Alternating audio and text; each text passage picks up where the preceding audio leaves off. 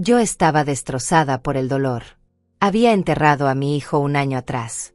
Un año entero viviendo en este infierno silencioso, donde cada mañana me despertaba esperando que todo fuera una pesadilla. Pero aquella tarde, cuando mi teléfono vibró sobre la mesa de la cocina, sentí que el mundo se detenía. Era su número. El número de Luis.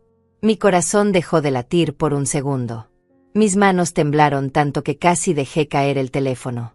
Pensé que era un error, alguna falla técnica, tal vez alguien había reciclado ese número sin que yo lo supiera. Mantuve su línea activa todos estos meses, pagando la cuenta religiosamente, porque era lo último que me quedaba de él. Contesté con la voz quebrada. ¿Hola? Silencio del otro lado. Pero no era un silencio vacío. Era el tipo de silencio donde puedes sentir que alguien está ahí, respirando, existiendo. Y entonces lo escuché. Mamá, ayúdame. Estoy vivo. La voz de mi hijo. Débil, distante, desesperada. Pero era él. Reconocería esa voz en cualquier parte del universo, en cualquier dimensión, en cualquier vida. Quedé paralizada. Completamente paralizada. El teléfono cayó de mis manos y golpeó el suelo de cerámica. El sonido del impacto me despertó de ese estado de shock. Lo recogí con dedos temblorosos, pero la llamada ya se había cortado. Luis, Luis, grité al vacío, pero solo el tono de llamada perdida respondió. Marqué el número 1, 2, 3 veces. Nada. Directo al buzón de voz. Esa voz grabada que decía el número que usted marcó no está disponible me sonaba ahora como una burla cruel del destino. No podía respirar. El aire no entraba en mis pulmones. Las paredes de mi pequeña cocina empezaron a cerrarse sobre mí. ¿Estoy enloqueciendo? ¿Finalmente perdí la razón después de un año de dolor? Pero no. Yo lo había escuchado. No era mi imaginación. No era un sueño. Era real. Cuando me di cuenta de lo que aquella frase quería decir, cuando procesé esas 4 palabras que acababan de destrozar toda mi realidad, corrí hasta el cementerio llevando una pala en las manos. Ni siquiera recuerdo haber salido de casa.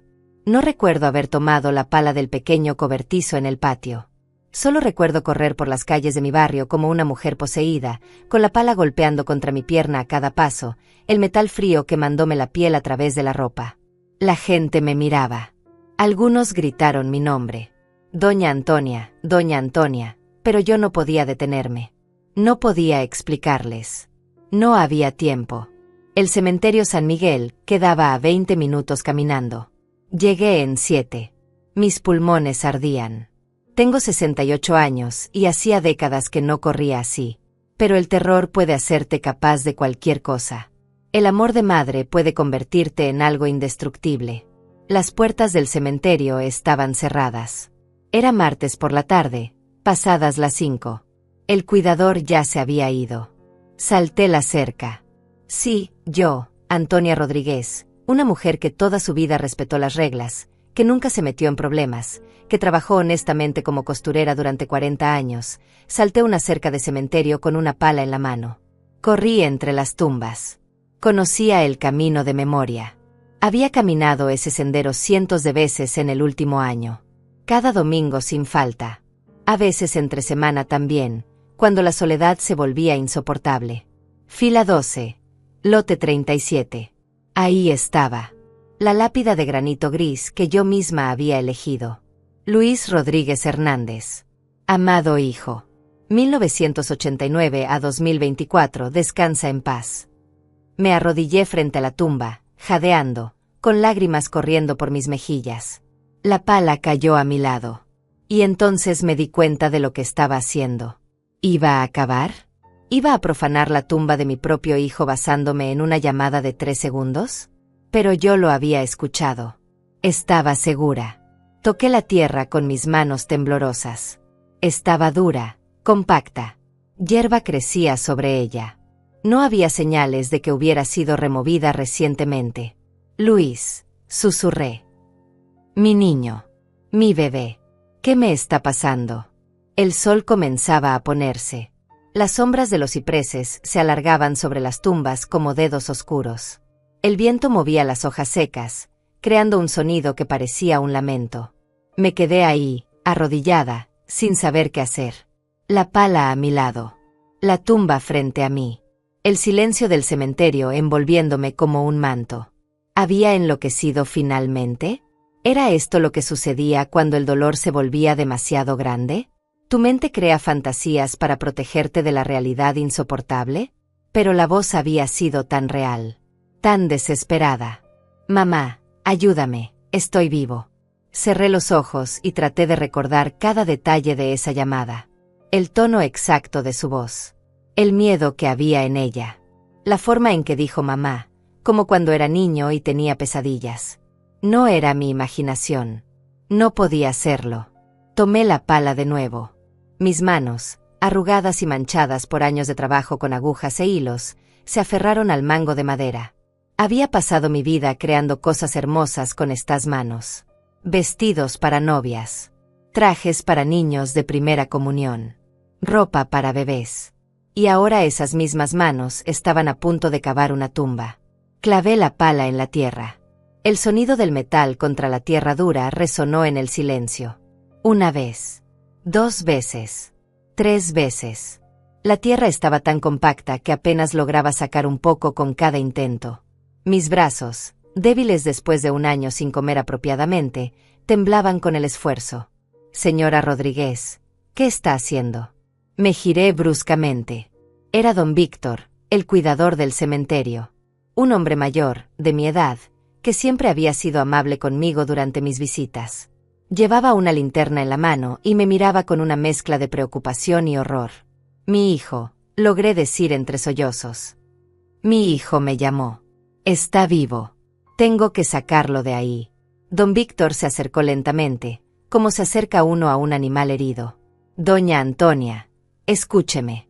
Usted estuvo en el funeral. Todos estuvimos ahí.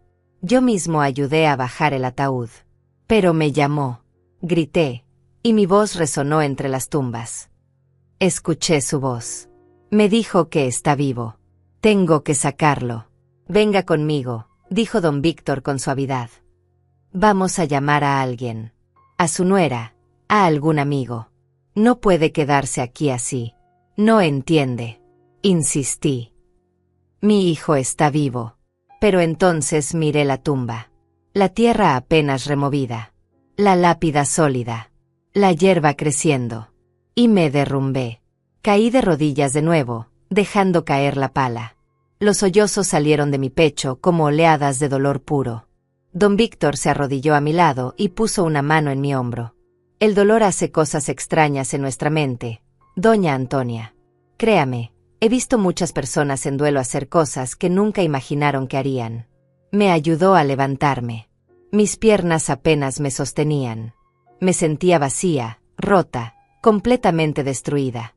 Caminamos hacia la salida del cementerio en silencio. Don Víctor llevaba la pala. Yo solo podía poner un pie delante del otro. Pero en mi bolsillo, mi teléfono guardaba el registro de esa llamada. 2 minutos y 43 segundos desde el número de Luis. No había sido mi imaginación. Algo estaba terriblemente mal. Y yo iba a descubrir que... Esa noche no dormí. Ni un solo minuto. Me quedé sentada en la sala, con el teléfono en mis manos, mirando la pantalla hasta que mis ojos ardieron. El registro de llamadas estaba ahí, real, tangible. No era un delirio. No era mi mente jugándome una broma cruel. Luis había llamado. O alguien había llamado desde su número. ¿Pero quién? ¿Y por qué? Mientras las horas pasaban y la noche se hacía más oscura, mi mente comenzó a viajar al pasado. A los recuerdos que había tratado de enterrar junto con mi hijo. Yo soy Antonia Rodríguez. Tengo 68 años y he vivido toda mi vida en este mismo barrio, en esta misma casa pequeña de 2 habitaciones que compré con el sudor de mi frente. Fui costurera durante 40 años. Empecé cuando tenía 18, trabajando en un taller del centro donde nos pagaban apenas lo suficiente para sobrevivir. Mis dedos aprendieron a mover la aguja más rápido que nadie. Mis ojos aprendieron a ver los defectos más pequeños en una costura. Cuando tenía 25 años, conocí a Roberto.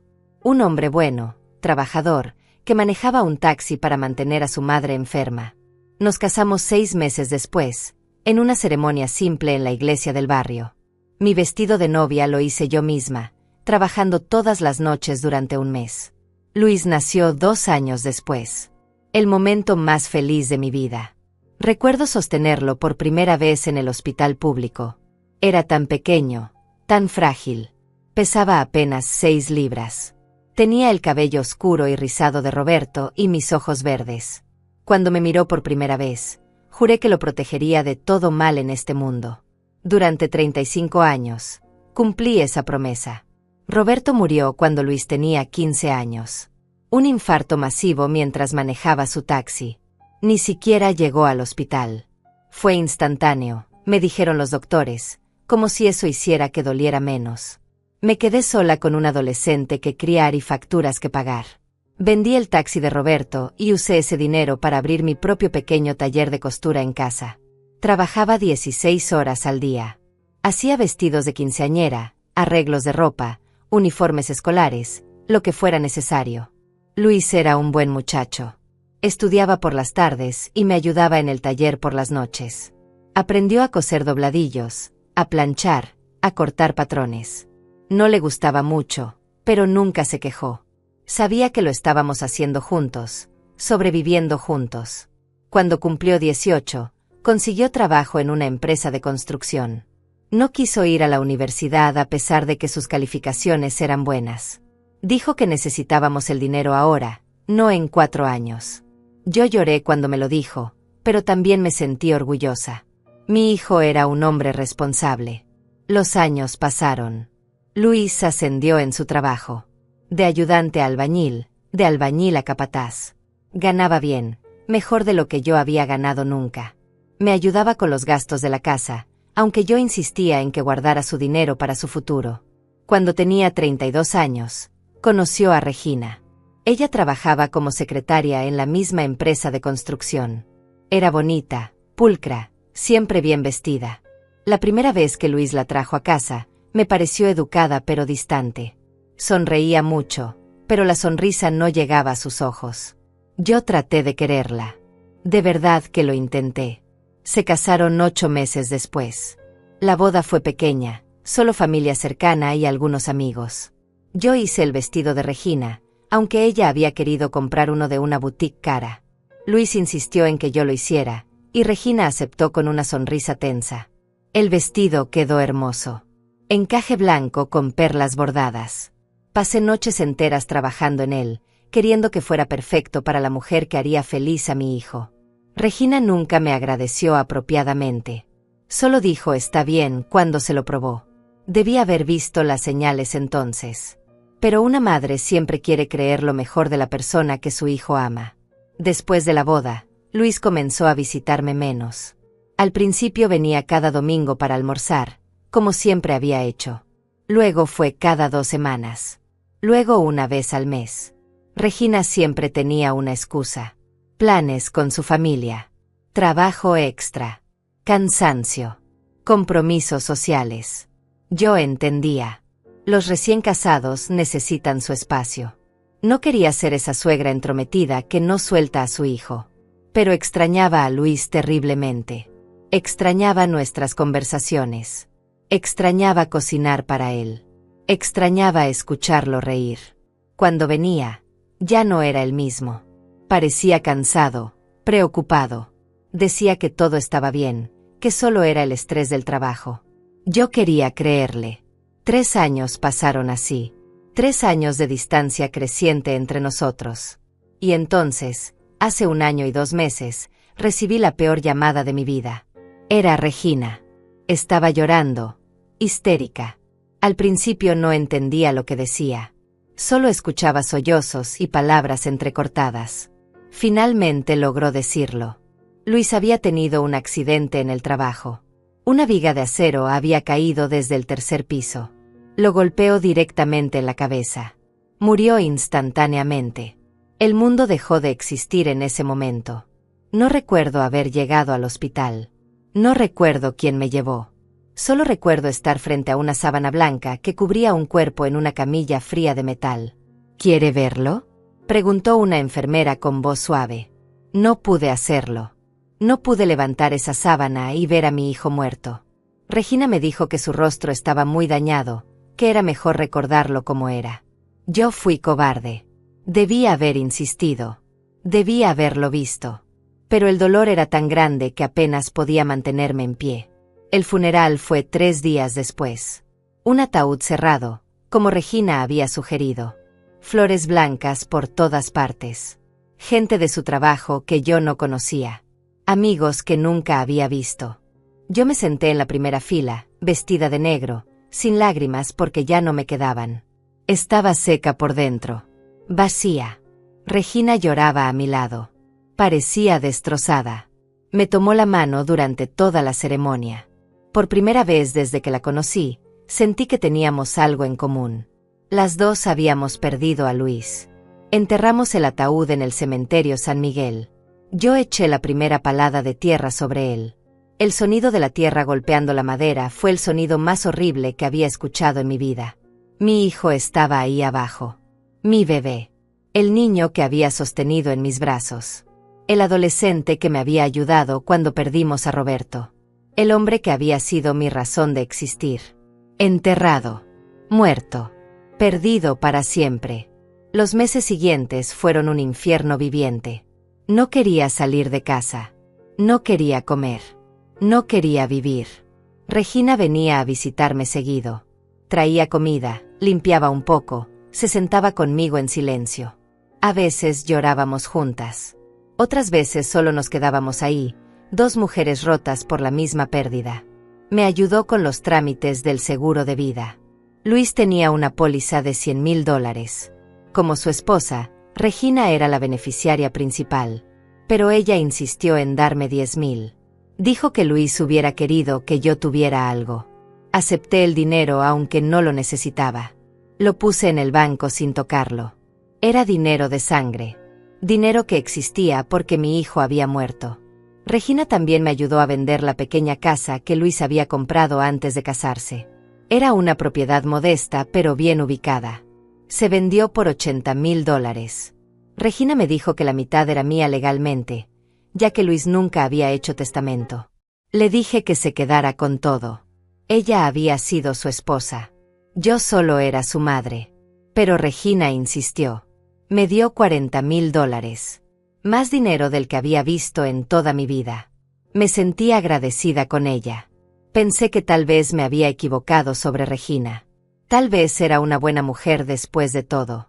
Tal vez el dolor nos había unido de una manera que la vida nunca pudo.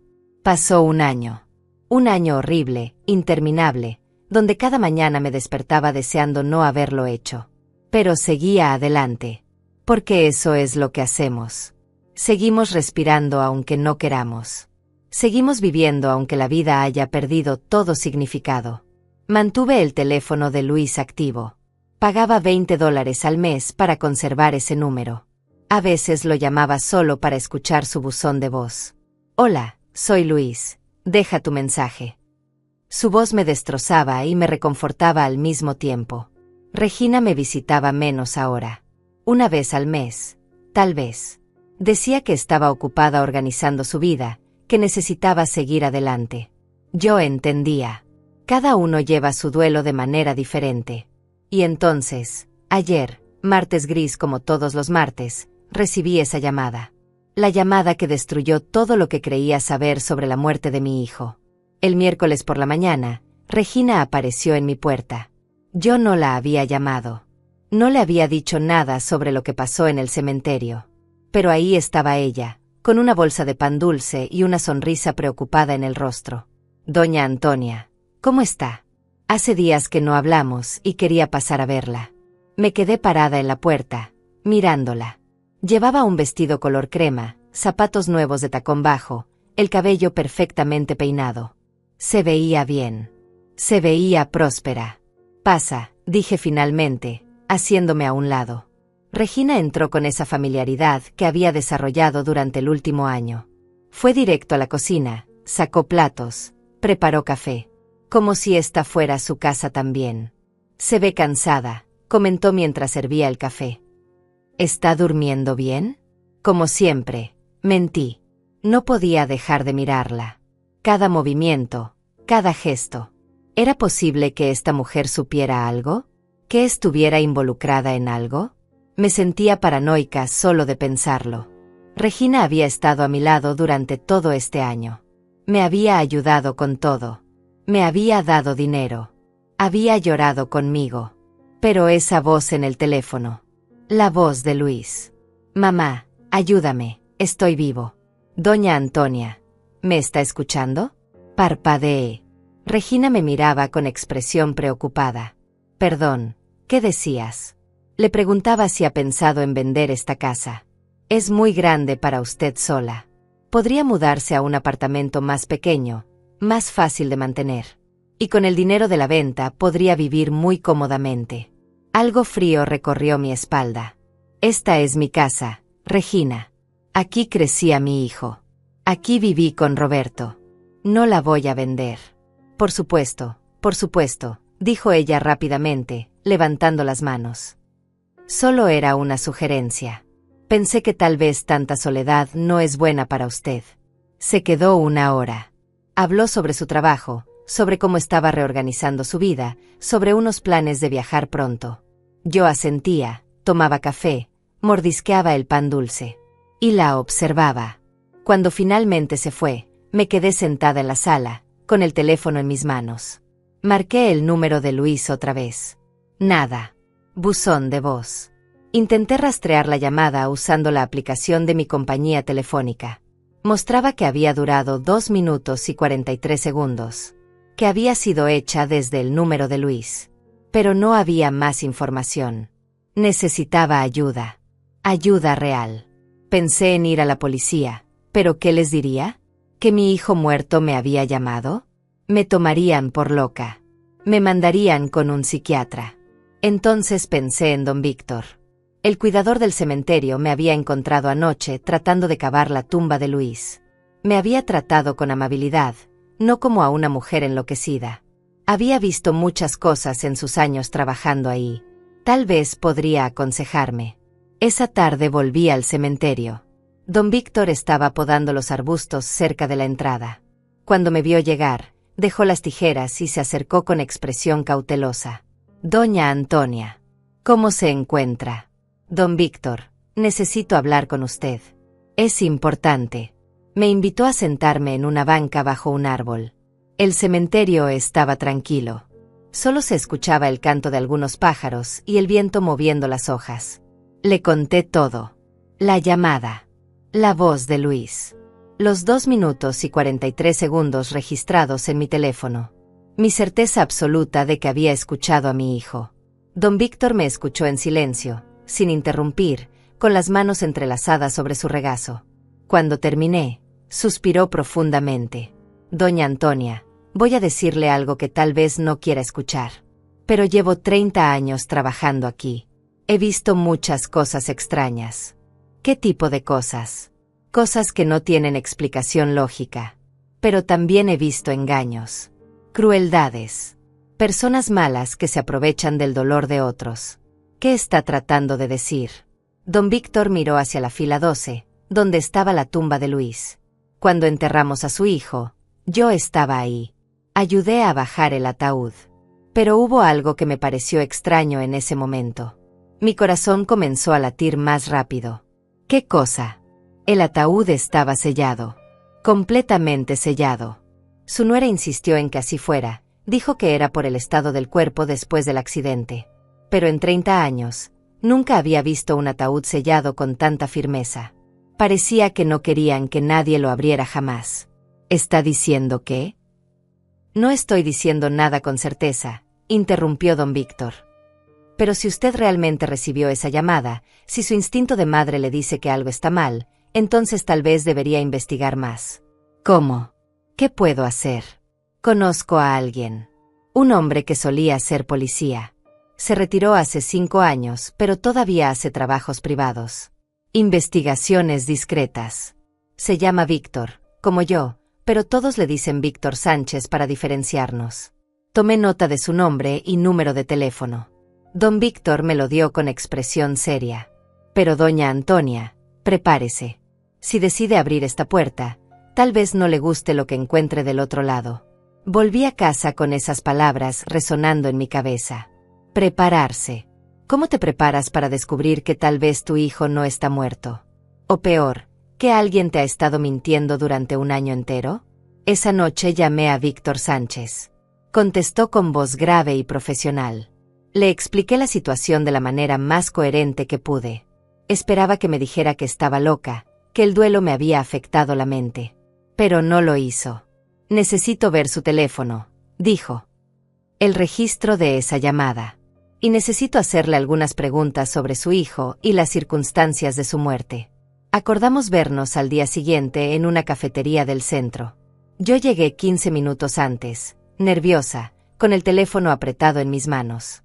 Víctor Sánchez resultó ser un hombre de unos 60 años, con cabello gris cortado muy corto y ojos que parecían verlo todo. Vestía de manera simple, jeans y una camisa, pero había algo en su postura que hablaba de años de entrenamiento. Se sentó frente a mí, pidió café negro, y fue directo al grano. Muéstreme el teléfono. Se lo entregué.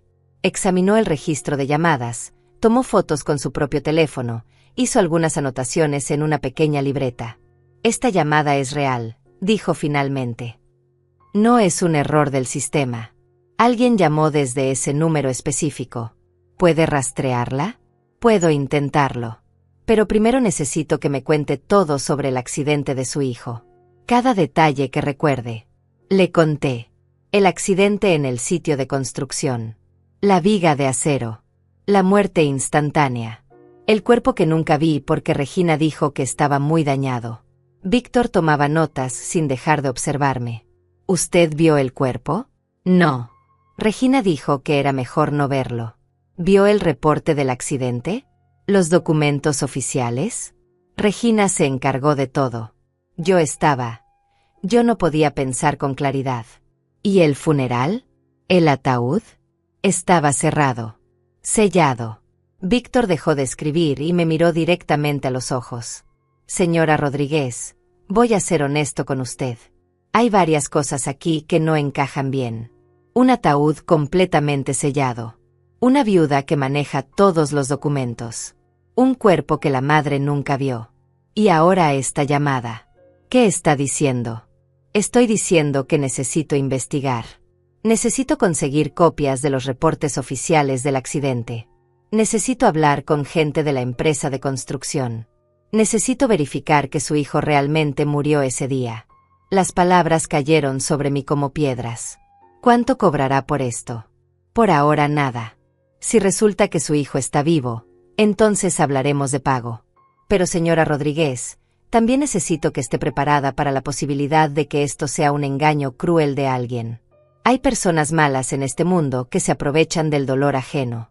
Entiendo. Y una cosa más. No le diga a nadie sobre esta investigación. Especialmente no a su nuera. Si hay algo turbio aquí, no queremos alertar a nadie. Asentí. Mi mente daba vueltas. ¿Era posible? ¿Era realmente posible que Luis estuviera vivo? Víctor Sánchez se levantó, dejó dinero para los cafés sobre la mesa.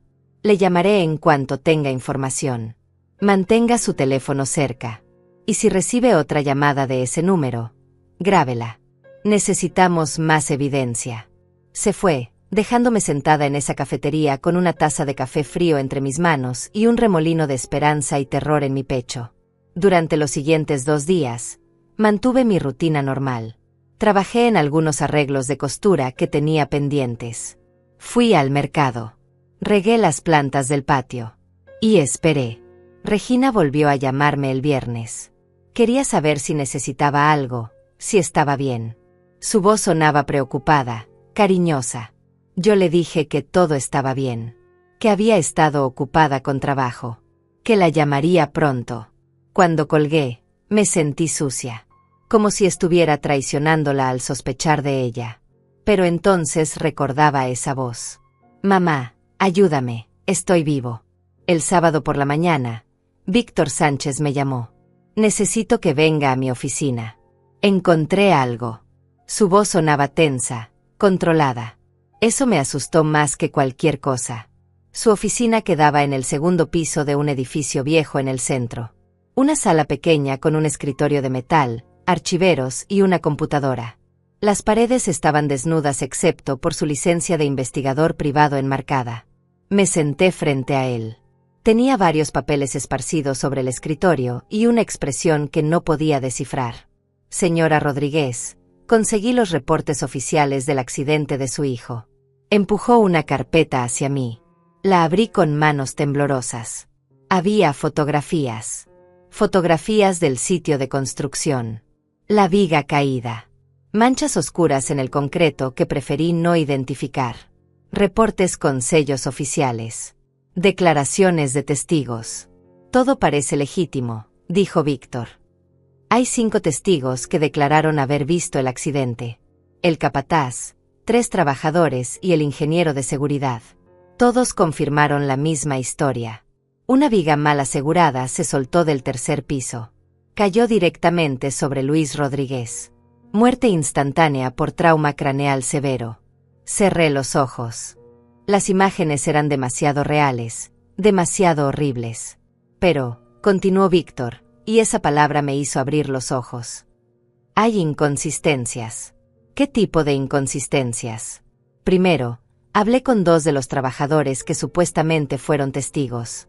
Uno se mudó a otro estado hace 6 meses. El otro no recuerda haber dado ninguna declaración oficial. De hecho, dice que ese día ni siquiera estaba en ese sitio de construcción.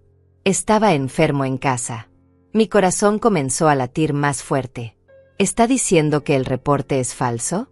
Estoy diciendo que hay elementos que no cuadran. Segundo, fui a la empresa de construcción. Oficialmente cerró hace 4 meses. Quiebra repentina. Los dueños desaparecieron. No hay manera de verificar los registros internos. No entiendo. ¿Cómo es posible? Es posible si alguien planeó todo muy cuidadosamente. Si alguien pagó a las personas correctas, falsificó los documentos correctos, y luego cerró todos los cabos sueltos. Regina, susurré. Todavía no tengo pruebas contra su nuera específicamente. Pero hay más. Revisé los registros bancarios que pude conseguir legalmente. Su nuera recibió $100,000 del seguro de vida de su hijo, ¿correcto? Sí. Me dio 10,000 a mí. Generosa, dijo Víctor con un tono que dejaba claro que no lo creía generoso en absoluto. También vendió la casa de su hijo por 80,000. Le dio 40,000 a usted. Sí. ¿Sabe qué más hizo con ese dinero? Negué con la cabeza. 2 semanas después de recibir el dinero del seguro, hizo una transferencia de $50,000 a una cuenta en el extranjero. Islas Caimán. Es muy difícil rastrear dinero ahí, pero tengo contactos.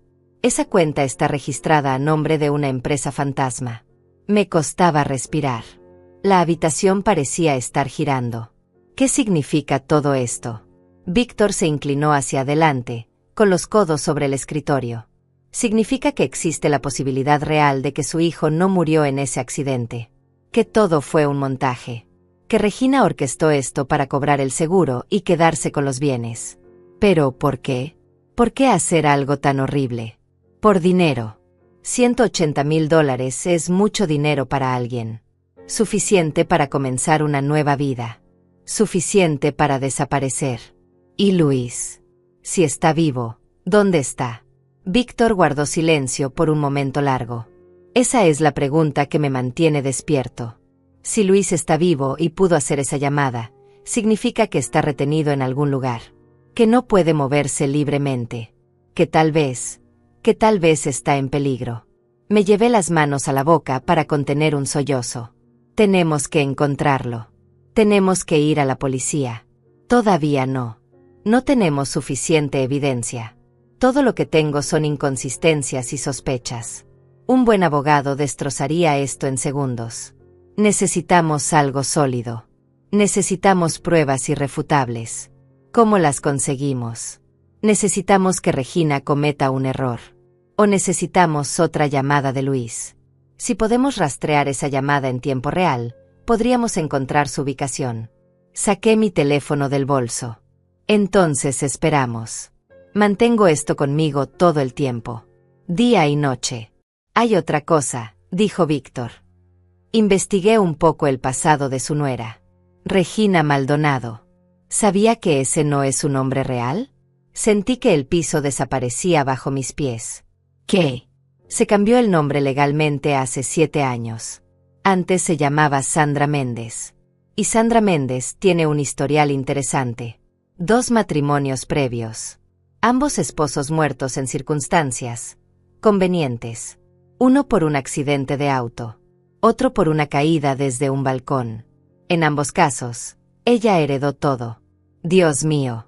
Nunca fue acusada formalmente porque no había pruebas suficientes. Pero hay un patrón. Los detectives que investigaron esos casos tenían sospechas. Solo que nunca pudieron probar nada. Me quedé mirando a Víctor, tratando de procesar lo que estaba escuchando. La mujer que había llorado a mi lado en el funeral. La mujer que me había traído comida. La mujer que había estado en mi casa docenas de veces durante el último año. Era una asesina. Mi hijo no está muerto, dije con voz temblorosa. Pero está en peligro. Ella lo tiene en algún lugar. ¿Y si descubre que estamos investigando? Por eso necesitamos ser muy cuidadosos. Tiene que seguir actuando normal con ella. No puede dejar que sospeche nada. No sé si puedo hacer eso. No sé si puedo verla a la cara sabiendo lo que sé ahora. Tiene que hacerlo. Por su hijo. Si Luis está vivo, y creo que lo está, entonces necesitamos mantener a Regina confiada hasta que encontremos dónde lo tiene. Asentí, aunque todo mi cuerpo temblaba. ¿Y si nunca vuelve a llamar? ¿Y si esa fue la única oportunidad? Entonces buscaremos otra manera. Pero por ahora, esa llamada es nuestra mejor pista. Alguien le dio acceso a un teléfono a Luis, aunque solo fuera por unos segundos. Eso significa que no está completamente aislado. Que hay momentos de descuido. Que hay una posibilidad. Salí de esa oficina con más preguntas que respuestas. Pero también con algo que no había tenido en un año. Esperanza. Esperanza de que mi hijo estuviera vivo. Terror de lo que podría estar sufriendo. Y una determinación feroz de encontrarlo sin importar qué. Esa tarde, Regina me llamó de nuevo. Doña Antonia, ¿le gustaría venir a cenar mañana? Hace tiempo que no compartimos. Tuve que tragarme la bilis antes de responder. Me encantaría, Regina. Gracias por la invitación. Perfecto. A las 7. Prepararé ese pollo que le gusta. Colgué y me quedé mirando el teléfono. Mañana tendría que sentarme en su mesa, comer su comida, sonreír y actuar como si nada.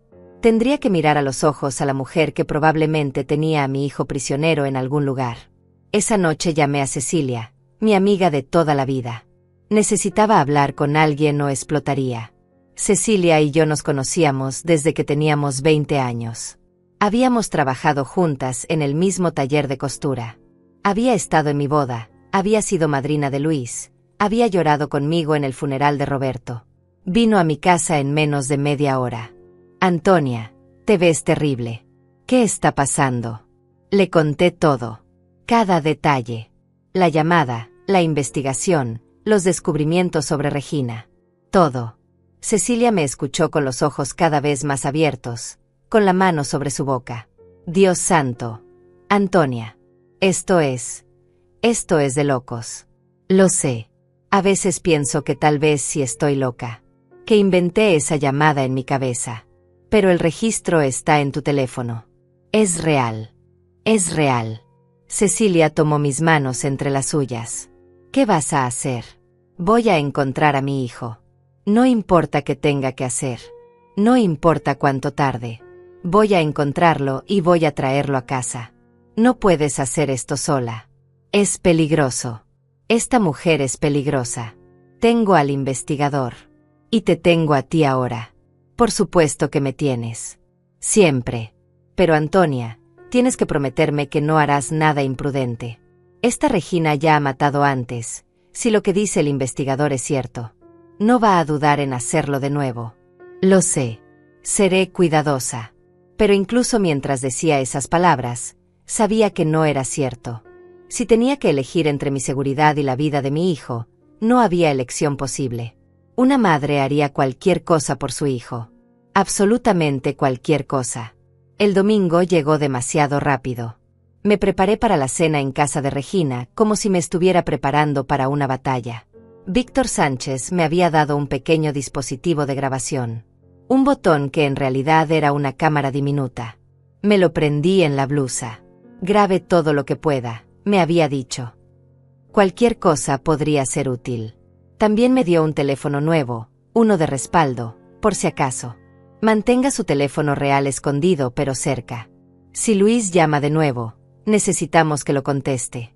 Pero este segundo teléfono tiene mi número en marcación rápida. Si algo sale mal, solo tiene que presionar el botón y yo vendré con ayuda. Llegué a la casa de Regina exactamente a las 7. Era una casa bonita en un barrio de clase media. Luis la había comprado con orgullo 2 años antes de casarse. Me había dado un tour completo, emocionado por tener su propio espacio. Ahora, mirando esa casa, solo podía pensar, ¿está él aquí? ¿Lo tiene escondido en algún lugar de esta casa? Regina abrió la puerta con una sonrisa radiante. Llevaba un vestido ligero y el cabello suelto. Se veía relajada, feliz. Doña Antonia, pase, pase. Qué gusto que haya venido. Entré en esa casa como quien entra en la guarida del lobo. La cena fue una tortura. Regina había preparado una mesa hermosa. Mantel blanco, velas, flores frescas. El pollo estaba perfectamente cocinado, acompañado de arroz y ensalada. Vino tinto en copas de cristal. Me senté frente a ella, con el pequeño botón cámara grabando cada momento, y traté de actuar normal. Se ve deliciosa la cena, Regina. Te tomaste muchas molestias. No es molestia, doña Antonia. Usted es familia. La única familia que me queda ahora que Luis. Dejó la frase inconclusa y bajó la mirada. Una actuación perfecta de dolor contenido. Yo también bajé la mirada, mordiéndome la lengua para no gritar. Para no saltar sobre la mesa y exigirle que me dijera dónde estaba mi hijo.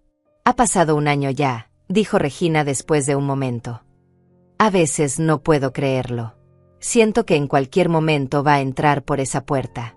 Yo también, susurré, y eso al menos era verdad. Comimos en silencio incómodo por unos minutos. Yo observaba cada detalle de la casa. Las paredes, las puertas, las ventanas. ¿Había un sótano? ¿Un ático? ¿Algún lugar donde pudiera mantener a alguien escondido? ¿Cómo ha estado durmiendo?, preguntó Regina de repente. La última vez que vine la noté muy cansada. Mejor. Mentí. He estado tratando de mantenerme ocupada con la costura. Me alegra escuchar eso. Es importante seguir adelante. Luis no hubiera querido que nos quedáramos atrapadas en el dolor para siempre. Quería vomitar. Cada palabra que salía de su boca era veneno disfrazado de miel. Regina, ¿puedo usar el baño? Por supuesto. ¿Sabes dónde está? Me levanté y caminé por el pasillo. El baño estaba al final, pero había 3 puertas más. Una era la habitación principal, otra un estudio, y la tercera. La tercera estaba cerrada con llave. Traté de girar la manilla disimuladamente. No se dio. Había un cerrojo nuevo instalado, brillante, que no recordaba haber visto la última vez que estuve aquí hace meses. ¿Necesita algo, doña Antonia? Me giré bruscamente. Regina estaba parada al final del pasillo, con una sonrisa amable pero sus ojos duros como piedra. No, solo me confundí de puerta, dije tratando de sonar casual. Ya sabe, la edad. El baño es la siguiente, señaló Regina, sin moverse, bloqueando el pasillo. Entré al baño con el corazón martilleando en mi pecho. Me lavé las manos con agua fría, tratando de calmarme. En el espejo vi a una mujer de 68 años con ojos asustados y desesperados. Cuando salí, Regina ya estaba de vuelta en el comedor, sirviendo postre. Hice flan, su favorito. Me obligué a comer. Cada bocado era como tragar arena. Hablamos de cosas triviales. El clima, las noticias, los vecinos. Regina parecía completamente relajada. Pero yo había visto ese cerrojo nuevo. Esa puerta cerrada. Regina, ¿qué hay en esa habitación del pasillo? La que tiene el cerrojo nuevo. Vi un destello de algo en sus ojos. Sorpresa. Cálculo. Pero se recuperó rápidamente. Ah, esa. Es solo un cuarto de almacenamiento.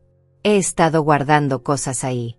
Cajas con pertenencias de Luis que no puedo ver todavía sin ponerme mal. El cerrojo es porque a veces entra humedad y no quiero que se arruinen. Una mentira suave, plausible, perfectamente practicada. Entiendo, dije, aunque no le creía ni una palabra. Después de la cena, Regina insistió en que me quedara para café. Acepté aunque lo único que quería era salir corriendo de esa casa. Mientras ella preparaba el café en la cocina, aproveché para mirar alrededor con más cuidado. Había fotos de ella y Luis en las paredes. Viajes, celebraciones, momentos felices. O lo que parecían momentos felices. En todas las fotos, Luis sonreía. Pero ahora que miraba con atención, me daba cuenta de que la sonrisa nunca llegaba a sus ojos. ¿Cómo no lo vi antes? ¿Cómo no me di cuenta de que mi hijo no era feliz? Aquí está el café, dijo Regina, apareciendo con una bandeja. Tomamos café y hablamos un poco más. Regina mencionó casualmente que estaba pensando en mudarse pronto. ¿Mudarte? ¿A dónde? Tal vez al sur. He estado buscando un nuevo comienzo. Esta casa tiene demasiados recuerdos. Claro que quería mudarse. Quería desaparecer con el dinero robado y dejar todo atrás. Suena bien, dije. Te mereces ser feliz, Regina. Ella sonrió, complacida. Usted también, doña Antonia. De hecho, he estado pensando. Cuando me mude, ¿le gustaría venir conmigo? Podríamos conseguir una casa juntas. No tiene sentido que ambas estemos solas. La sugerencia me heló la sangre. ¿Quería tenerme cerca? ¿Por qué? ¿Para controlarme? ¿Para asegurarse de que no descubriera nada? Es muy generoso de tu parte, dije cuidadosamente. Pero esta es mi ciudad. Toda mi vida está aquí. Lo entiendo. Solo pensé en ofrecerlo. A las 10 finalmente pude irme. Regina me acompañó a la puerta, me dio un abrazo que tuve que forzarme a devolver. Cuídese mucho, doña Antonia. Y llámeme si necesita cualquier cosa. Lo haré. Gracias por la cena. Caminé hasta la esquina donde había dejado el auto prestado de Cecilia. Solo cuando estuve dentro con las puertas cerradas me permití temblar. Saqué mi teléfono y llamé a Víctor Sánchez. Hay una habitación cerrada con llave, le dije sin preámbulo. En su casa. Un cerrojo nuevo. Ella dice que es almacenamiento, pero está mintiendo. ¿Pudo ver algo dentro? No. Pero Víctor, tengo un presentimiento. Algo malo está en esa habitación. Necesitamos una orden de registro. Pero para eso necesitamos causa probable. Y todavía no la tenemos. ¿Y si entramos nosotros? De noche, cuando ella no esté. Eso sería allanamiento. Cualquier evidencia que encontráramos no serviría en corte. Peor aún, podría alertarla y entonces escondería todo mejor. No podemos solo esperar. ¿Y si Luis está ahí? ¿Y si está sufriendo mientras nosotros seguimos las reglas? Lo sé, señora Rodríguez. Lo sé. Pero tenemos que ser inteligentes. Una jugada en falso y lo perdemos todo. Esa noche no pude dormir. Me quedé despierta, mirando el techo, pensando en esa puerta cerrada. En ese cerrojo brillante. ¿Estaba Luis detrás de esa puerta? ¿Podía oírlo si llamaba desde el otro lado? El lunes por la mañana, recibí una llamada de Cecilia. Antonia, necesitas ver esto. ¿Qué pasa? Vi a Regina. Estaba cargando cajas grandes en su auto. Como si se estuviera preparando para irse. Mi sangre se heló. ¿Cuándo? Hace una hora. Pasé por su casa de camino al mercado y la vi. Antonia, parecía apresurada. Llamé inmediatamente a Víctor Sánchez. Se está preparando para huir. Tenemos que actuar ahora. Déjeme hacer algunas llamadas. Tengo un contacto en la policía que me debe un favor. Tal vez pueda conseguir que pasen por la casa, alguna excusa para verificar algo. ¿Y si ya es demasiado tarde? ¿Y si mueve a Luis a otro lugar? Mantenga la calma. Voy a manejar esto. Pero yo no podía mantener la calma. No cuando sentía que el tiempo se nos acababa. Esa tarde tomé una decisión. Una decisión imprudente, probablemente estúpida, pero era la única que podía tomar. Iba a volver a esa casa. Y esta vez, iba a entrar en esa habitación cerrada, pasara lo que pasara. Esperé hasta las 11 de la noche. Me vestí de negro, tomé una linterna pequeña y las herramientas básicas que tenía, un destornillador, un martillo. Cecilia me había suplicado que no fuera. Víctor me había prohibido hacer cualquier cosa por mi cuenta. Pero yo era la madre de Luis. Y ninguna puerta cerrada iba a mantenerme alejada de mi hijo. Llegué a la casa de Regina en taxi, bajándome 2 cuadras antes. Las calles estaban desiertas. La casa estaba a oscuras excepto por una luz tenue en la sala. Rodeé la casa hasta el patio trasero. Había una ventana del baño que sabía que a veces quedaba mal cerrada. Empujé. Se dio con un chirrido suave. Me impulsé hacia arriba con una fuerza que no sabía que aún tenía. Caí dentro del baño con un ruido sordo, golpeándome las rodillas contra el suelo de cerámica. Me quedé inmóvil, escuchando. Nada. Silencio total. Me levanté lentamente, encendí la linterna con la mano temblando. El haz de luz iluminó el pasillo oscuro. Caminé hacia esa puerta cerrada. El cerrojo brillaba en la oscuridad. Saqué el destornillador y comencé a trabajar en los tornillos. Mis manos viejas y artríticas protestaban, pero no me detuve. 1, 2, 3 tornillos cayeron al suelo con pequeños tintineos. El cerrojo se soltó. Empujé la puerta. Se abrió con un crujido. Y lo que vi del otro lado me hizo caer de rodillas. No era Luis. La habitación estaba vacía. Completamente vacía. Solo había cajas. Docenas de cajas de cartón apiladas contra las paredes. Y un escritorio viejo con papeles esparcidos sobre él. Me quedé ahí, arrodillada en el umbral, con las lágrimas corriendo por mi rostro. Había estado tan segura, tan convencida de que lo encontraría aquí. Pero no había nadie. Me levanté con dificultad y entré en la habitación. Encendí la luz del techo, ya sin importarme si Regina me descubría. Si Luis no estaba aquí, ya nada importaba. Las cajas tenían rótulos, documentos, ropa, personal. Abrí una al azar. Estaba llena de papeles, contratos, estados de cuenta bancarios, pólizas de seguro. Pero no eran de Luis. Eran de otras personas. Nombres que no reconocía. Daniel Ortega. Marco Fuentes. Alberto Sánchez. Abrí otra caja. Más documentos. Más nombres desconocidos. Fotografías de hombres que nunca había visto. Certificados de defunción. Y entonces entendí. Esto no era solo sobre Luis. Esto era mucho más grande. Me acerqué al escritorio. Los papeles estaban organizados en pilas. Tomé una al azar y comencé a leer. Era un plan. Un plan detallado de cómo falsificar un accidente laboral. Cómo sobornar a testigos. Cómo crear documentación falsa. Cómo cobrar seguros de vida. Había nombres, fechas, cantidades de dinero. $50,000 de Marco Fuentes. 80,000 de Daniel Ortega. 120,000 de Alberto Sánchez. Y ahí, en la última pila, encontré los papeles de Luis. Luis Rodríguez Hernández. Seguro de vida, $100,000. Propiedad, $80,000. Estado, completado. Completado. Como si mi hijo fuera un trabajo terminado. Como si su vida fuera solo un número en una lista. Mis manos temblaban tanto que los papeles se cayeron al suelo. Me agaché a recogerlos y vi algo más. Un sobremanila grueso, escondido debajo de todo. Lo abrí. Adentro había fotografías. Fotografías de Luis. Pero no estaba muerto en ellas. Estaba vivo. Las fotos eran recientes. Lo sabía por su cabello más largo, por la barba que nunca había tenido antes. Estaba en algún tipo de habitación pequeña. Las paredes eran de concreto desnudo. No había ventanas visibles. En algunas fotos estaba sentado en un catre. En otras, de pie mirando a la cámara con ojos muertos, vacíos. En una de ellas sostenía un periódico. Acerqué la foto a la luz. La fecha del periódico era de hace 2 semanas. 2 semanas. Mi hijo había estado vivo hace 2 semanas.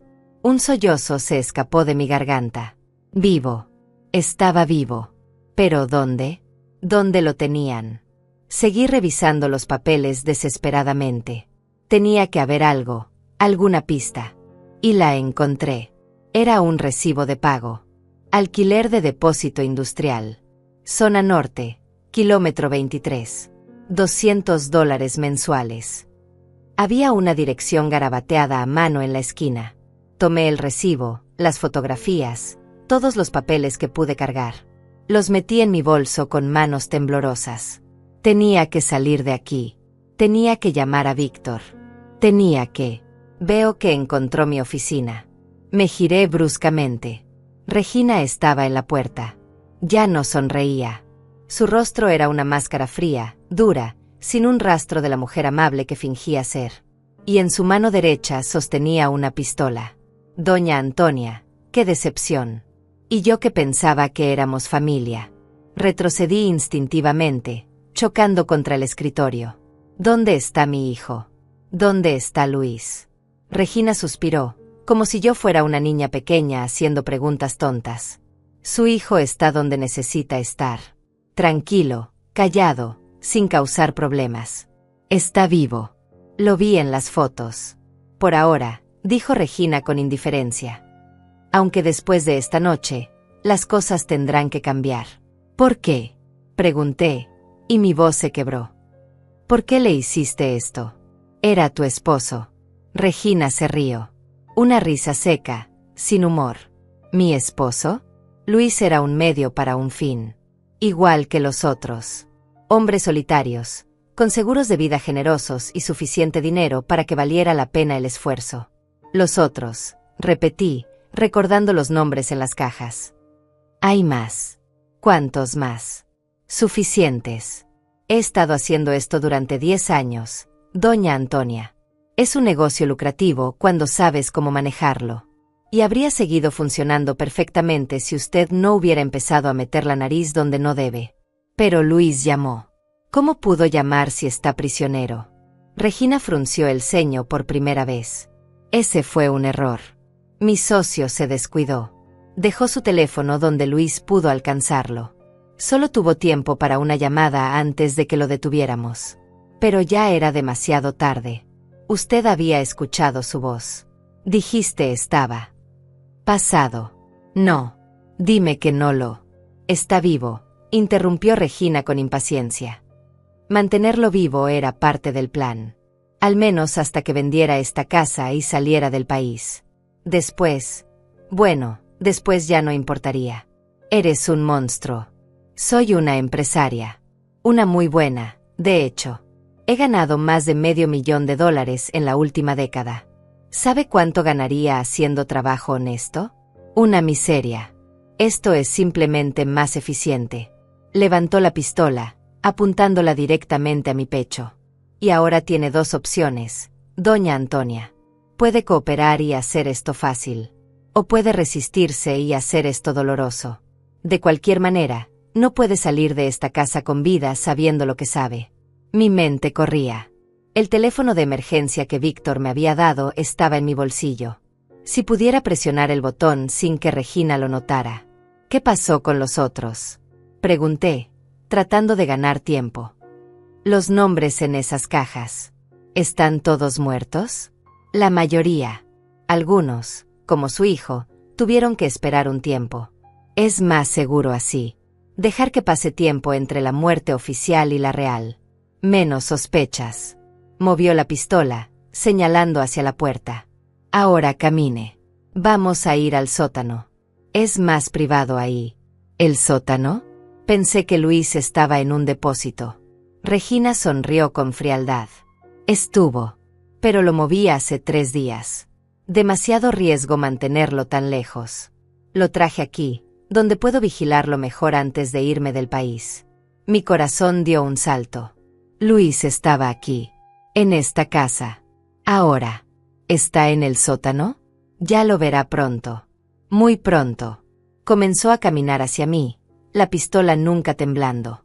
Metí mi mano en el bolsillo, buscando a tientas el teléfono de emergencia. Mis dedos encontraron el botón. Lo presioné 3 veces, la señal que Víctor me había dicho que enviara si estaba en peligro mortal. No intente nada estúpido, advirtió Regina. Puedo disparar más rápido de lo que puede correr. Caminé hacia la puerta con las piernas temblando. Regina se mantuvo detrás de mí, la pistola presionada contra mi espalda. Bajamos las escaleras hacia el primer piso. Luego nos dirigimos a la cocina. Regina abrió una puerta que yo había pensado que era una despensa. Pero detrás había otras escaleras. Escaleras que descendían a la oscuridad. «Baje», ordenó Regina.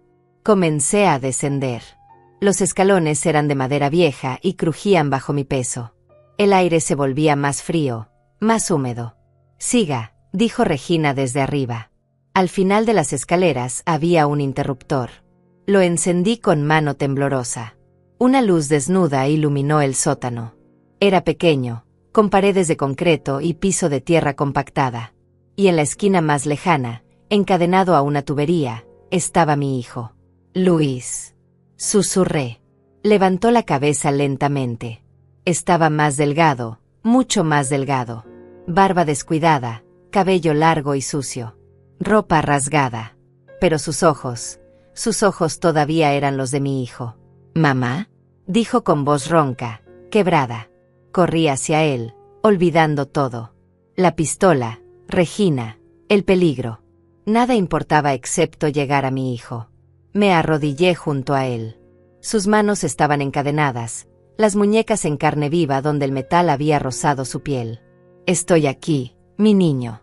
Estoy aquí. Lo siento», susurró. «Lo siento tanto, mamá. Traté de advertirte. Esa llamada fue mi única oportunidad. Lo sé. Te voy a sacar de aquí». «Qué escena tan conmovedora», dijo Regina desde las escaleras. «Lástima que sea la última vez que se verán». Apuntó la pistola hacia nosotros. Y entonces, arriba, escuchamos el sonido de una puerta rompiéndose. Gritos. Pasos pesados. «Policía». Manos arriba. Regina giró bruscamente, la pistola moviéndose hacia las escaleras. Víctor Sánchez apareció primero, su propia arma desenfundada. Detrás de él, 3 oficiales uniformados. «Suelta el arma, Regina», ordenó Víctor. Se terminó. Por un momento, pensé que Regina dispararía. Vi el cálculo en sus ojos, midiendo sus opciones. Pero finalmente, lentamente, bajó la pistola y la dejó caer al suelo. Los oficiales bajaron corriendo. 2 de ellos inmovilizaron a Regina, poniéndole esposas. El tercero se acercó a nosotros. «Señora, ¿está herida?», negué con la cabeza, incapaz de hablar. Solo podía abrazar a Luis, sintiendo su cuerpo tembloroso contra el mío, sus lágrimas mezclándose con las mías. «Estás vivo», seguía repitiendo. «Estás vivo. Gracias a ti, mamá», susurró Luis. «Gracias a ti». Los paramédicos llegaron minutos después. Querían llevar a Luis al hospital inmediatamente, pero él se negó a soltarme. Sus dedos se aferraban a mi blusa como cuando era niño y tenía pesadillas. «No me dejes, mamá. Por favor, no me dejes. Nunca, mi amor. Nunca. Voy contigo. No me voy a separar de ti ni un segundo». Finalmente aceptó ir a la ambulancia solo cuando prometí que iría en el mismo vehículo. Un paramédico cortó las cadenas con herramientas especiales. Las marcas en las muñecas de Luis eran profundas, sangrantes, infectadas. «¿Cuánto tiempo estuvo encadenado?», preguntó el paramédico mientras limpiaba las heridas. «Casi 1 año», respondió Luis con voz débil. «Casi 1 año entero». En la ambulancia, mientras los paramédicos revisaban sus signos vitales y comenzaban a hidratarlo por vía intravenosa, Luis me contó todo. Todo había empezado 2 meses antes del accidente. Regina le había dicho que quería que aumentara su seguro de vida, que era prudente, que la empresa ofrecía buenos planes. Luis no había visto nada malo en eso. Luego, gradualmente, Regina comenzó a aislarlo. De mí, de sus amigos, de cualquiera que pudiera notar si algo estaba mal. Siempre con excusas sutiles, razonables. El día del supuesto accidente, Luis no había ido al trabajo. Regina le había preparado café esa mañana. Un café que sabía extraño, pero que él bebió sin sospechar nada. Se despertó en un depósito industrial, encadenado, sin saber cuánto tiempo había pasado o dónde estaba. Había otro hombre ahí, dijo Luis, y su voz se quebró. En la habitación de al lado. Lo escuchaba llorar por las noches. Un día dejó de llorar. Nunca supe qué pasó con él. Cerré los ojos, sintiendo náuseas. ¿Cuántos hombres había destruido Regina?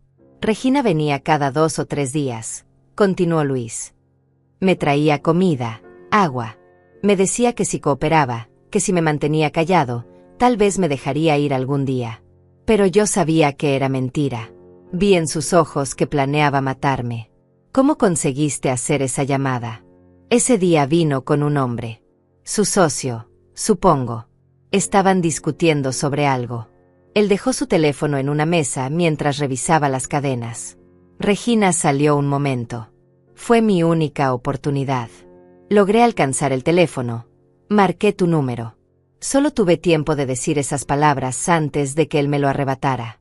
Mamá, ayúdame, estoy vivo, susurré, recordando. Sabía que era arriesgado. Que si no me creías, si pensabas que estabas enloqueciendo, no serviría de nada. Pero tenía que intentarlo. Era mi última esperanza. Te creí. Desde el primer segundo, te creí. Llegamos al hospital. Llevaron a Luis directo a emergencias. Los doctores querían hacer evaluaciones completas. Desnutrición severa, deshidratación, infecciones múltiples, posible daño renal. Yo me quedé en la sala de espera, temblando. Cecilia llegó corriendo media hora después, con los ojos rojos de llorar. ¿Es verdad? ¿Luis está vivo? Está vivo, dije, y al decirlo en voz alta me derrumbé completamente. Cecilia me abrazó mientras yo lloraba. Lágrimas de alivio, de alegría, de horror por todo lo que mi hijo había sufrido. Víctor Sánchez llegó poco después. Se sentó a mi lado, con expresión seria. Señora Rodríguez, necesito que sepa algo. Regina no actuaba sola. Tenemos a su socio bajo custodia también. Un hombre llamado Marco Durán. Era quien mantenía vigilados a los prisioneros en los diferentes depósitos. ¿Prisioneros? ¿Plural? Víctor asintió gravemente. Encontramos otros 2 hombres vivos. En depósitos diferentes. Estamos identificándolos ahora. Sus familias piensan que están muertos desde hace años. Dios mío. Y hay más. Los archivos en esa habitación documentan al menos 7 casos adicionales. 7 hombres que Regina y su socio mataron oficialmente. Algunos realmente están muertos ahora. Otros, todavía estamos buscando. ¿Cómo pudo hacer esto durante tanto tiempo? ¿Cómo nadie se dio cuenta? Era muy cuidadosa. Elegía hombres sin familia cercana, o con familias con las que tuviera conflicto. Esperaba años entre cada caso. Cambiaba de ciudades. Usaba nombres falsos. Era una operación muy bien planeada. ¿Y ahora? ¿Qué va a pasar con ella? Va a prisión por el resto de su vida. Múltiples cargos de secuestro, fraude, intento de homicidio. Y cuando encontremos evidencia de los asesinatos que sabemos que cometió, agregar cargos de homicidio también. Me llevé las manos a la cara. Había estado tan cerca. Si no hubiera recibido esa llamada, si no hubiera confiado en mi instinto, Luis estaría muerto ahora. Gracias, le dije a Víctor. Si no hubiera sido por usted. Fue usted quien nunca dejó de buscar. Quien nunca aceptó que su hijo estaba muerto. Eso es lo que lo salvó. Un doctor salió de la sala de emergencias. Nos levantamos todos al mismo tiempo. ¿Familia de Luis Rodríguez? Soy su madre. Su hijo va a estar bien. Está severamente desnutrido y deshidratado, tiene múltiples infecciones que necesitaremos tratar con antibióticos. Las heridas en sus muñecas requerirán atención especializada. Pero físicamente, se va a recuperar. ¿Y mentalmente? Pregunté, aunque temía la respuesta. El doctor suspiró. Eso llevará más tiempo. Ha experimentado un trauma severo. Va a necesitar apoyo psicológico extensivo. Pero está vivo, señora. Y con tiempo, apoyo y amor, las personas pueden sanar incluso de las peores experiencias. Me dejaron verlo 1 hora después. Lo habían trasladado a una habitación privada. Estaba conectado a múltiples monitores, con una vía intravenosa en cada brazo, vendajes blancos en las muñecas. Pero cuando me vio entrar, sonrió. Una sonrisa débil, cansada, pero real. «Hola, mamá». Me senté junto a su cama y tomé su mano con cuidado, evitando las vendas. «Hola, mi niño. ¿Es real? ¿Realmente terminó? Es real. Estás a salvo. Regina está en prisión. Nunca va a poder hacerte daño de nuevo». Luis cerró los ojos, y lágrimas rodaron por sus mejillas. Había días en que pensaba que iba a morir ahí, encadenado en la oscuridad, sin saber si alguna vez volvería a ver el sol. Sin saber si alguien me estaba buscando o si todos pensaban que estaba muerto y habían seguido adelante. Nunca dejé de buscarte. Ni un solo día. Algo dentro de mí no podía aceptar que te había perdido. ¿Cómo supiste? ¿Cómo supiste que la llamada era real? Porque eres mi hijo. Reconocería tu voz en cualquier parte. Y porque el amor de una madre puede sentir cuando algo está mal, incluso cuando todo el mundo dice lo contrario. Nos quedamos en silencio por un momento. Solo el sonido de los monitores llenaba la habitación. «Mamá, hay algo que necesito decirte», dijo Luis finalmente. «Sobre Regina. Sobre nuestro matrimonio. No tienes que hablar de eso ahora. Descansa». «No, necesito decirlo. Necesito que entiendas que no fuiste la única que no vio quién era realmente. Yo tampoco lo vi. O no quise verlo». «¿Qué quieres decir?» Los primeros meses fueron buenos. Regina era encantadora, atenta. Pero después de la boda, las cosas cambiaron. Se volvió controladora. Quería saber dónde estaba todo el tiempo. ¿Con quién hablaba? Especialmente contigo. ¿Por qué especialmente conmigo? Porque tú eras la única persona que podía ver a través de ella. Regina lo sabía. Por eso me alejaba de ti constantemente. Inventaba excusas, creaba conflictos menores, me hacía sentir culpable cada vez que quería visitarte. ¿Por qué no me dijiste? Porque tenía vergüenza. Vergüenza de admitir que había cometido un error. Vergüenza de aceptar que mi matrimonio era una mentira. Y parte de mí pensaba que tal vez podía cambiarla, que tal vez si era mejor esposo, mejor hombre, ella sería feliz. Nada de esto es tu culpa, Luis. Nada. Lo sé. Ahora lo sé. Pero entonces solo quería que funcionara. Quería creer que el amor era suficiente. Una enfermera entró para revisar sus signos vitales. Cuando salió, Luis continuó. El día que me drogó, esa mañana antes del café, me había dicho que estaba embarazada. Yo estaba tan feliz. Iba a ser padre. Iba a llamarte para contarte. Pero primero tomé ese café. ¿Embarazada? ¿Era verdad? No lo sé. Probablemente era otra mentira. Solo una forma de asegurarse de que bebiera todo el café sin sospechar. Apretó mi mano con más fuerza. Durante esos meses encadenado, lo único que me mantenía cuerdo era pensar en ti. Recordar tu voz, tus manos cosiendo, el olor de tu cocina. Me aferraba a esos recuerdos como si fueran un salvavidas. Y yo me aferraba a la esperanza de que seguías vivo. Incluso cuando todos decían que estaba loca. Incluso cuando empecé a dudarlo yo misma. ¿Sabes qué es lo más irónico?, dijo Luis con una risa amarga. Regina me visitaba y me hablaba sobre ti. Me decía cómo estaba sufriendo, cómo iba a tu casa a consolarte. Me describía tu dolor en detalle. Creo que disfrutaba torturándome con eso. Sentí una rabia ardiente en mi pecho. Todo el horror que Regina había causado, todo el dolor que había infligido deliberadamente. Pero ya terminó, dije firmemente. Ella nunca va a lastimar a nadie más. Y tú vas a recuperarte. Vamos a recuperarnos juntos. ¿Crees que pueda? ¿Recuperarme? A veces siento que una parte de mí murió ahí abajo. Sé que puedes. Porque eres fuerte. Más fuerte de lo que crees. Sobreviviste casi un año en condiciones imposibles. Eso requiere una fuerza increíble. Solo sobreviví porque tenía esperanza de volver a verte. Nos quedamos así, madre e hijo, manos entrelazadas, hasta que Luis finalmente se quedó dormido por el agotamiento. Me quedé sentada junto a él toda la noche, vigilando cada respiración, asegurándome de que esto era real. que mi hijo realmente había vuelto de entre los muertos. Luis estuvo en el hospital durante 3 semanas. 3 semanas de tratamientos, terapias, evaluaciones. Los doctores trabajaban en su cuerpo mientras los psicólogos comenzaban el largo proceso de sanar su mente. Yo no me moví de su lado. Dormía en una silla junto a su cama. Cecilia me traía comida y ropa limpia. Víctor Sánchez venía regularmente con actualizaciones del caso.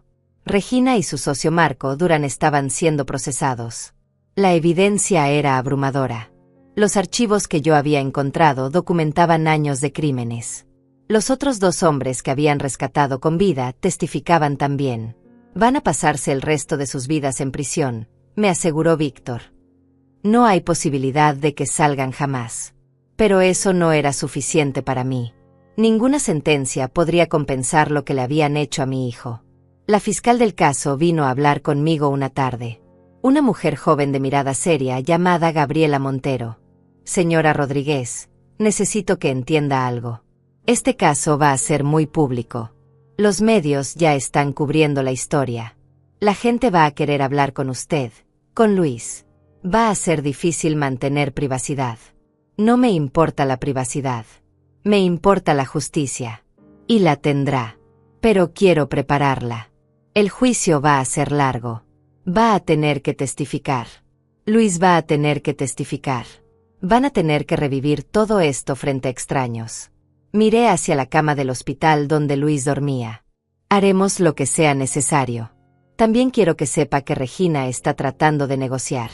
Quiere declararse culpable de cargos menores a cambio de revelar la ubicación de los cuerpos de sus otras víctimas. Sentí bilis subir por mi garganta. ¿Cuántos? ¿Cuántos cuerpos? Todavía no lo sabemos con certeza. Pero creemos que hay al menos 5 hombres que están realmente muertos. Familias que merecen cerrar ese capítulo, que merecen poder enterrar a sus seres queridos apropiadamente. ¿Y usted qué piensa? ¿Debería aceptar el trato? Gabriela suspiró. No es mi decisión. Es de las familias de las víctimas. Pero si me pregunta mi opinión personal, creo que esas familias merecen saber la verdad. Merecen poder despedirse. 2 días después, me reuní con algunas de esas familias. Hombres y mujeres que habían perdido esposos, hijos, hermanos. Que habían vivido años pensando que sus seres queridos estaban muertos por accidentes o enfermedades. Una mujer mayor llamada Cecilia, igual que mi amiga, había perdido a su hijo Daniel 3 años atrás. Supuestamente había muerto en un accidente de auto. Nunca me dejaron ver el cuerpo, me dijo con lágrimas en los ojos. Igual que usted. Dijeron que era mejor recordarlo como era. Yo debí insistir. Debí saberlo. No es su culpa, le dije, tomando su mano. Regina era una experta en manipulación. Sabía exactamente qué decir, cómo actuar. Pero su hijo está vivo. El mío no. ¿Por qué Luis sobrevivió y Daniel no? No tenía respuesta para eso. Era pura suerte, puro azar. Luis había hecho esa llamada en el momento exacto. Yo había creído cuando muchas otras madres habrían pensado que era su imaginación. Lo siento, fue todo lo que pude decir. Siento tanto su pérdida. Conocer a esas familias me cambió.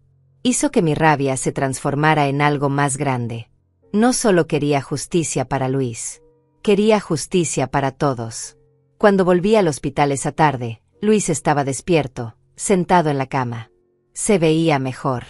Había ganado un poco de peso. El color estaba regresando a sus mejillas. Mamá, los doctores dicen que puedo ir a casa pronto. Casa. Esa palabra sonaba tan extraña. Mi casa era donde había crecido.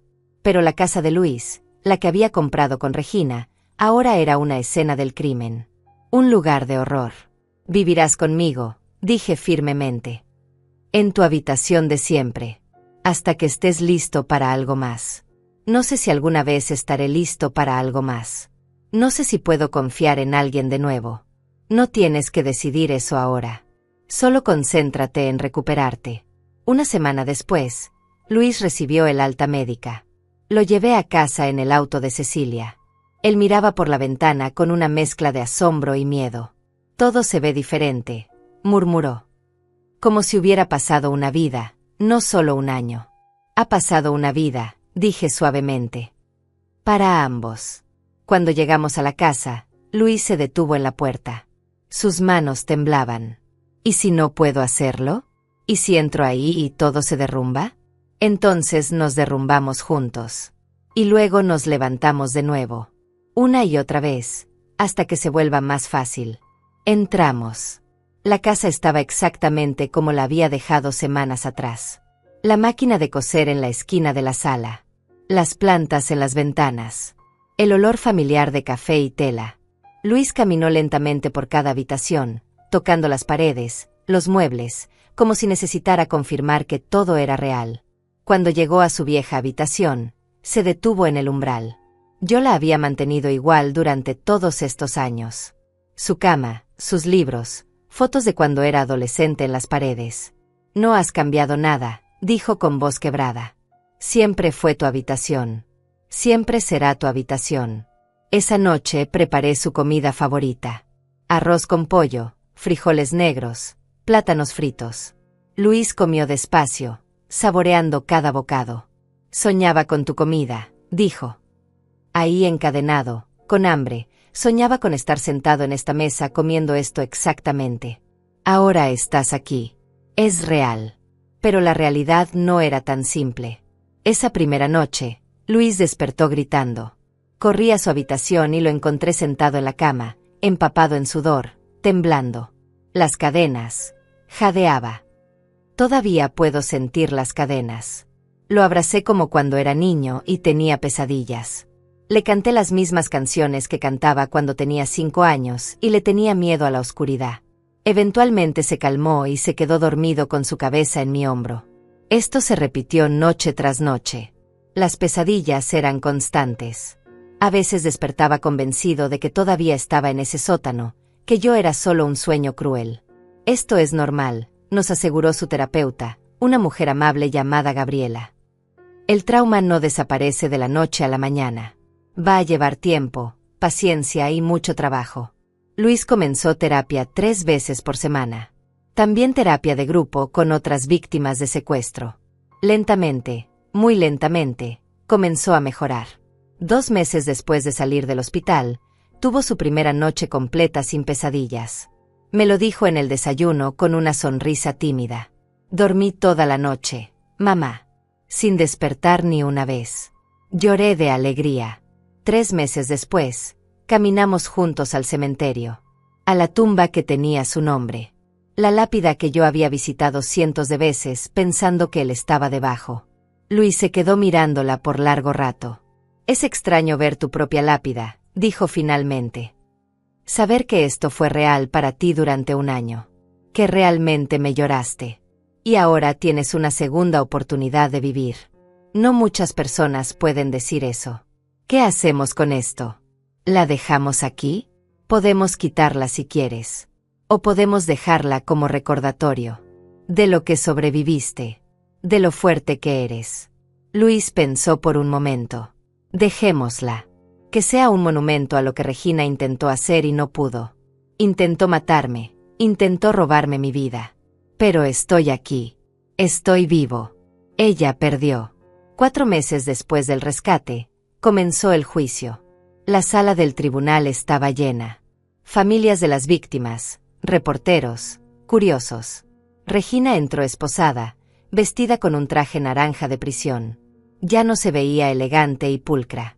Se veía exactamente como lo que era, una criminal. Sus ojos se encontraron con los míos por un segundo. Esperaba ver arrepentimiento, tal vez miedo. Pero solo vi indiferencia fría. Luis tuvo que testificar. Subió al estrado con manos temblorosas. Le había pedido que no fuera, que dejara que otros testificaran por él. Pero él insistió. Necesito hacer esto, mamá. Necesito mirarla a la cara y decirle que no me destruyó. Y eso fue exactamente lo que hizo. Habló durante 2 horas. Describió cada detalle del secuestro, el encierro, el hambre, el miedo. Su voz se quebraba a veces, pero nunca dejó de hablar. Cuando terminó, miró directamente a Regina. Intentaste quitarme la vida. Intentaste robarme mi futuro. Pero estoy aquí. Y voy a vivir cada día que tú vas a pasar en prisión sabiendo que fallaste. Que no eres tan inteligente como pensabas. Que una madre que amaba a su hijo fue más fuerte que todos tus planes cuidadosos. La sala estalló en aplausos. El juez tuvo que pedir orden. Cuando me tocó testificar, hablé sobre la llamada. Sobre escuchar la voz de mi hijo pidiendo ayuda. Sobre correr al cementerio con una pala en las manos. ¿Por qué no se dio por vencida?, preguntó la fiscal. La mayoría de las personas habrían pensado que estaban imaginando cosas. Porque soy su madre, dije simplemente. Y el amor de una madre sabe cosas que la lógica no puede explicar. El juicio duró 3 semanas. Al final, el veredicto fue unánime. Regina Maldonado fue declarada culpable de todos los cargos. Secuestro múltiple, fraude, intento de asesinato y 3 cargos de homicidio en primer grado por las víctimas cuyos cuerpos finalmente había revelado. La sentencia: cadena perpetua sin posibilidad de libertad condicional. Marco Durán recibió lo mismo.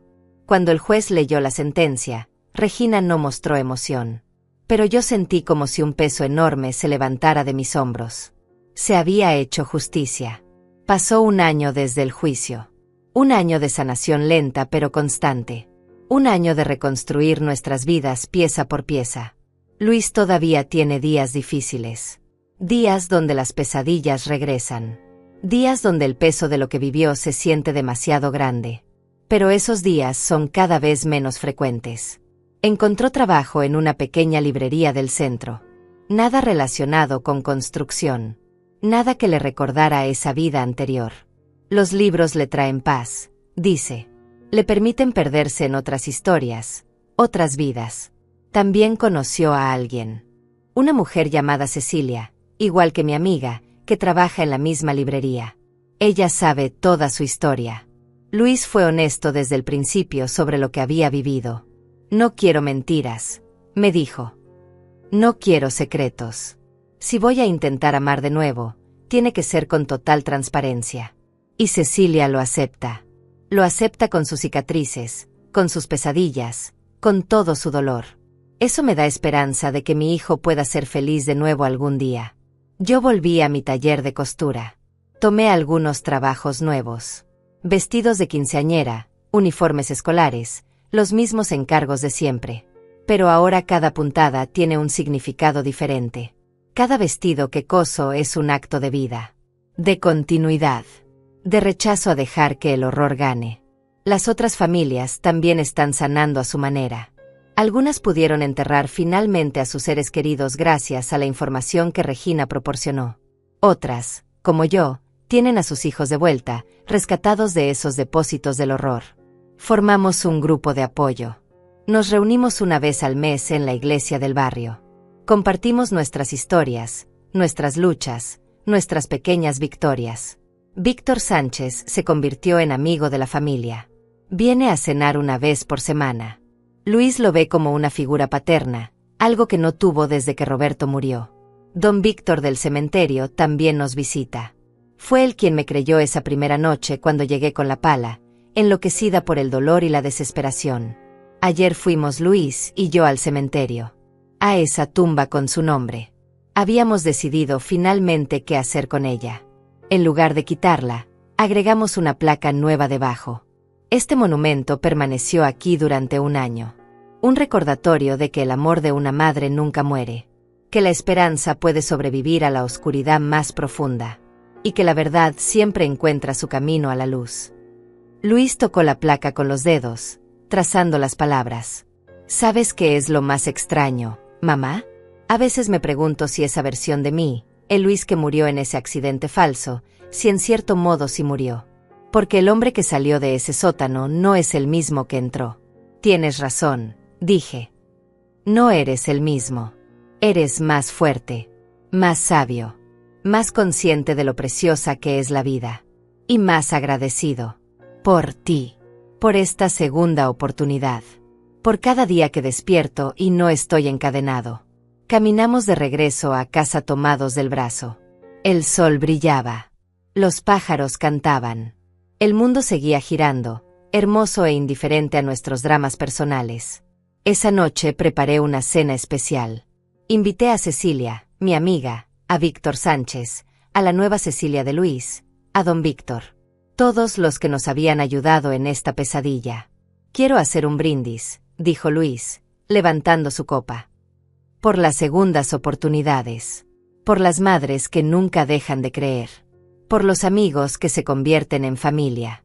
Y por la justicia que eventualmente prevalece. Todos levantamos nuestras copas. Después de la cena, Luis y yo nos quedamos solos en la sala. Él estaba hojeando un álbum de fotos viejas. Fotos de cuando era bebé, niño, adolescente.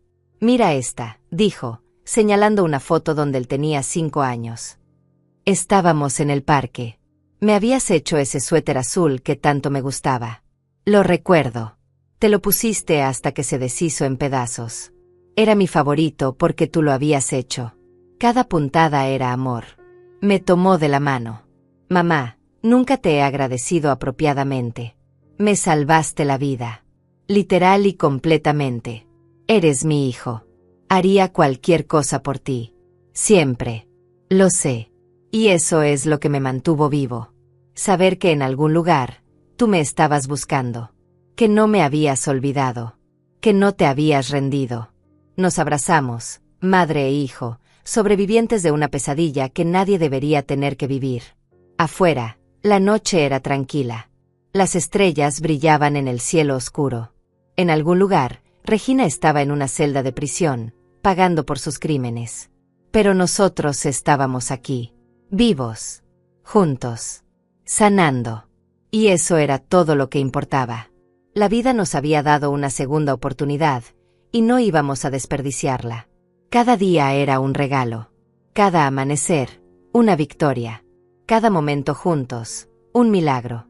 Había recibido una llamada del número de mi hijo 1 año después de su entierro. Había escuchado su voz pidiendo ayuda. Y había corrido hasta el cementerio con una pala en las manos, dispuesta a cavar hasta el centro de la tierra si era necesario. Al final, no encontré a mi hijo en una tumba. Lo encontré encadenado en un sótano, pero vivo. Y ahora, sentada en mi sala con él a mi lado, sana y fuerte, sabía que nada en este mundo podría separarnos de nuevo. El amor de una madre había vencido a la oscuridad. Y esa victoria era eterna.